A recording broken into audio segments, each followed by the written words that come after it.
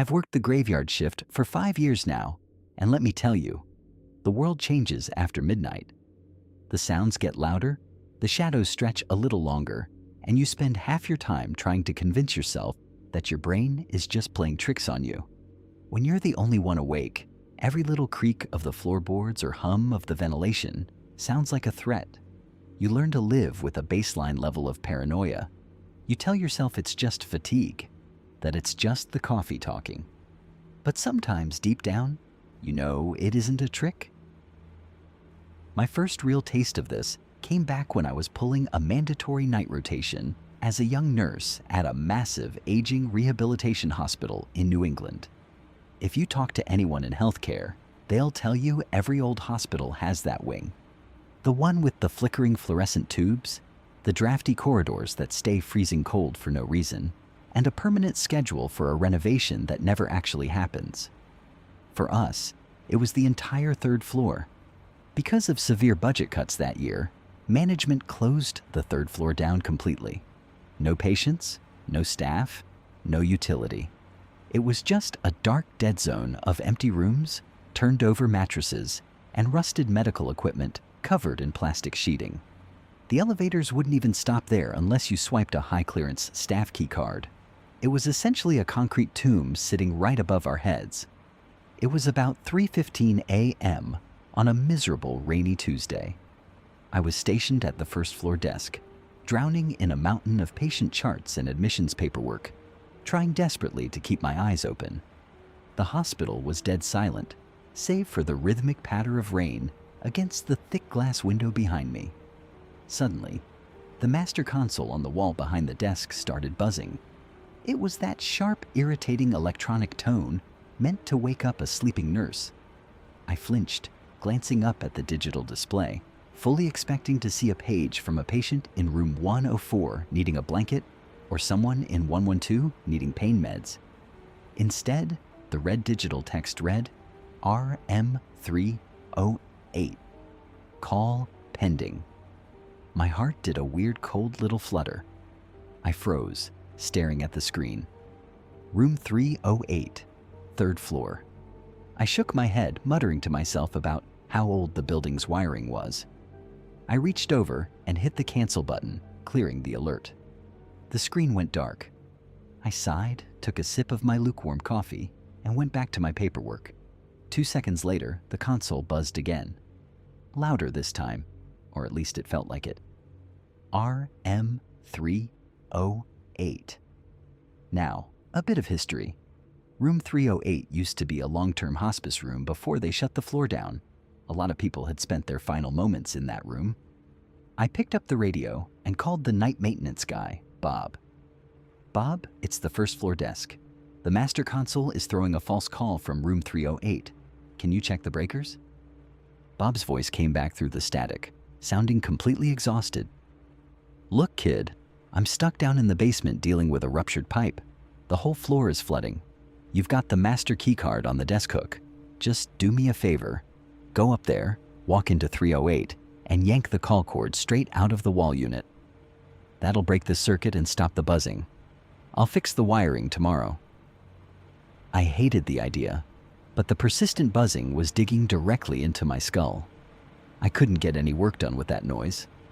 I grabbed the master key card, stepped out from behind the desk, and walked over to the staff elevator. My hands were sweating. I swiped the card, pressed the button for 3, and watched the doors slide shut. The elevator ride up felt like it took 20 minutes. When the doors finally slid open, the atmosphere hit me instantly. It didn't even feel like the same building.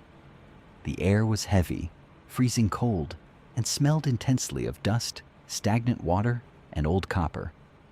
The only light came from the emergency exit signs at the far ends of the hallway, casting a dull, sickening red glow down the long corridor. I pulled out my heavy-duty flashlight, clicked it on, and stepped out. The beam cut through the darkness, illuminating thick layers of dust on the linoleum floor. Every single step I took echoed loudly against the bare concrete walls. I started walking toward the west wing, keeping my eyes fixed on the room numbers painted on the door frames. 302, 304, 306.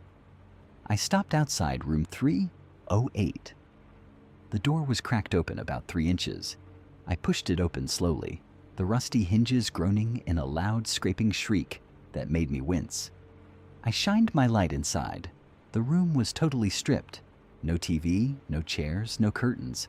Just a bare, rusted metal bed frame sitting in the center of the room, and the white plastic call button dangling by its coiled cord from the wall unit next to the bed.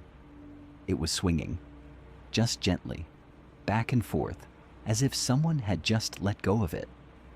I swallowed hard, telling myself it was just a draft from the storm outside. I marched into the room, grabbed the plastic cord, and yanked it out of the wall socket with everything I had. Silence. Total, beautiful, absolute silence.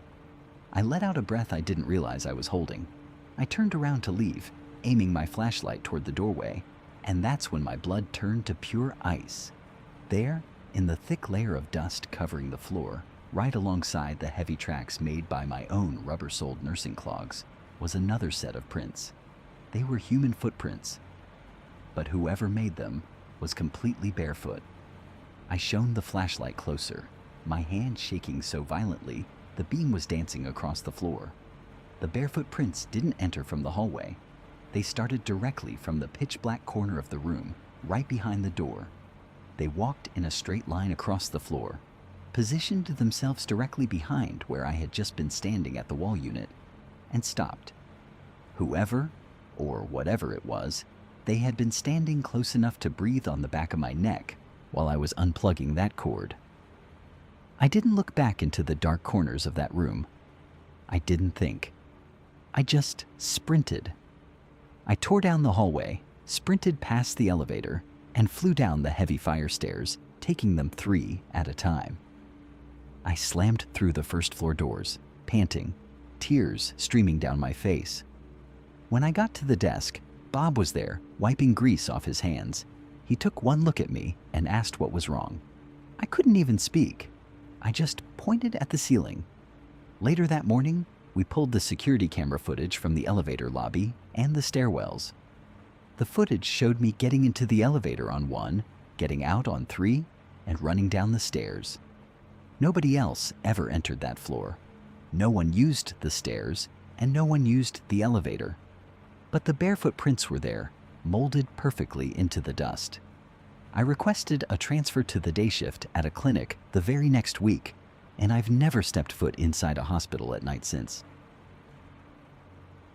A few years after that hospital incident, I decided I needed a radical career change. I wanted something completely detached from people, life, and death.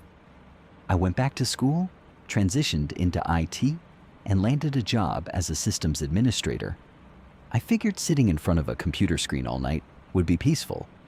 Eventually, I took a high-paying graveyard shift at a massive Tier 4 corporate data center located out in a rural industrial patch of Ohio.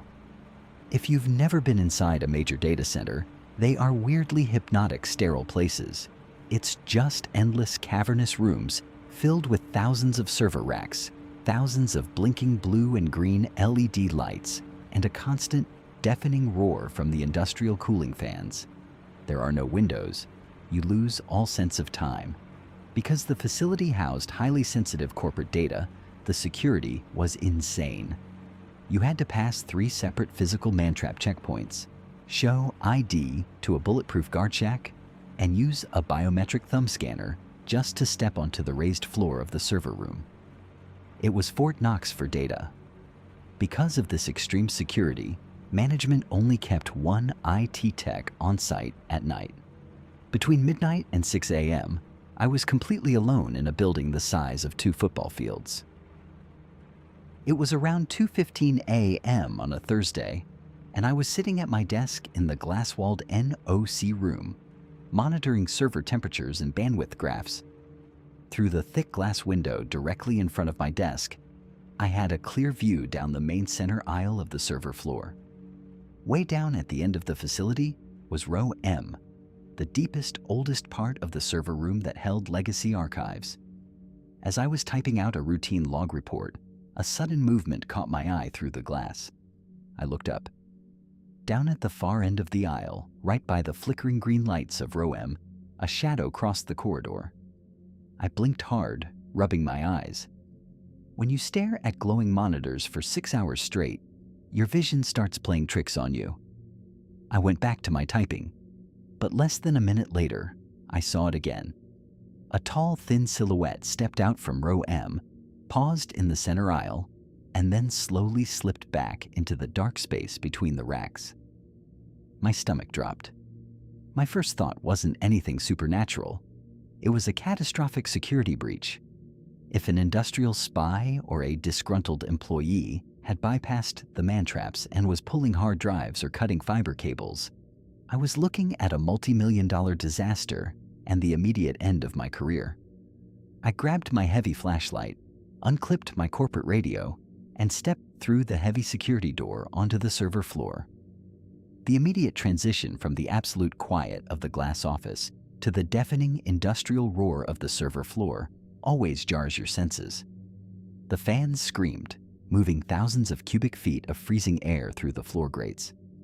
But tonight, the air felt different. It felt heavy, freezing, and thick. I marched down the main center aisle, my boots clicking against the perforated floor tiles. I stopped at the entrance of row M and shined my flashlight down the narrow lane between the server racks. "Hey, who's back here? Security is already on their way." I lied, shouting at the top of my lungs to be heard over the deafening whine of the cooling fans. No answer. I walked slowly down the row, checking the locked mesh doors of every single enclosure. Nothing.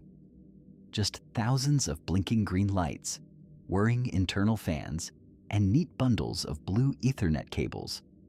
I figured whoever it was must have heard me coming and slipped into the next parallel aisle, so I hurried to the end of the row and circled around to row L. That's when the smell hit me. Over the sharp, distinct metallic scent of hot silicon, ozone, and conditioned air, there was a sudden, overpowering stench of damp earth, stagnant swamp water, and rotting leaves. It smelled exactly like a deep forest floor after a torrential rainstorm. It was completely out of place in a pristine, dust-free, climate-controlled cleanroom. I turned the corner into row L, and my breath caught in my throat. Standing about 20 feet away from me, right in the middle of the aisle, was a man. He was wearing an old, faded red flannel shirt and dark jeans, but his clothes were completely soaked, clinging to his thin frame, and heavily stained with thick black mud. He was facing away from me, standing completely still, staring intensely into the flashing blue lights of a high-voltage mainframe rack. "Sir, you cannot be in this facility," I yelled, my voice cracking slightly as the adrenaline surged through my system. "Turn around slowly and show me your badge." The man didn't move. He didn't even acknowledge my voice. Instead, he slowly lifted his right hand.